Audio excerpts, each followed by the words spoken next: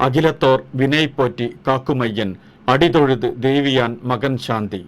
പാർവതി ദേവി ശിവദേവനെ വണങ്ങി മകന്റെ പൂർവ്വജന്മത്തെ അറിയിക്കണമെന്ന് അപേക്ഷിച്ചു. മഹിലും പടി എനേക്കേട്ട അൻപ് ദേവി പേശും നാൾ ദശാവതാര കൽക്കി സൊല്ല. പ്രിയദേവി ഇതറിയിക്കുമ്പോൾ ദശമാവതാര കൽക്കി.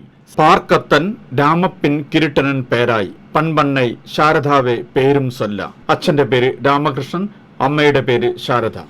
നായകനും മുന്നൂലിൽ കുളിർദേശം തേയമതിൽ തുറവിയതായി മകനും തോன்றി തിയമ്പമകൻ വിവേകാനന്ദൻ നാമമോട്. പൂർവജന്മത്തിൽ കൽക്കത്തയിൽ ആത്മീയ ദിവ്യപുരുഷനായി മകൻ ജനിച്ചു.